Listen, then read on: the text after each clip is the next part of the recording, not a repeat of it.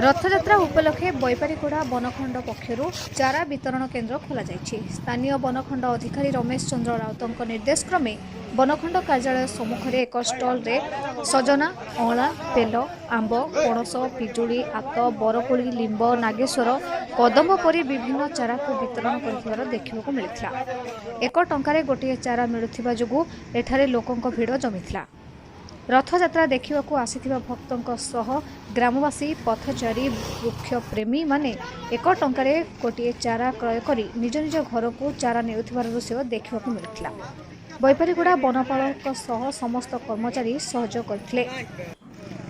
এই कार्यक्रम द्वारा लोकों को जंगलर सुरक्षा सचेतनता करने सह वन महोत्सव पालन करा जाउछि बोली बैपारीगुड़ा बनखंड अधिकारी प्रकाश करिसेंति।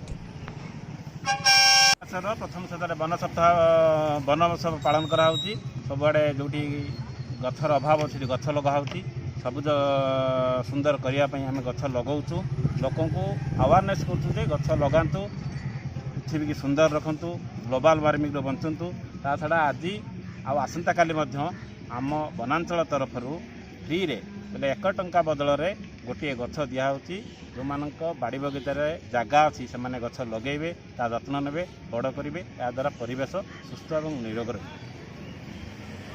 रथयात्रा ये कलु आनबे आ लगेबा इच्छा करेंगे जे परिवेश केमती आज परिवेश असुविधार अच्छी ग्लोबल वार्मिंग होची बेसी गरम होची गछ अम्लजान ठीक से मिलूना गछ लगेले परिवेश सुंदर और निर्मल रहे।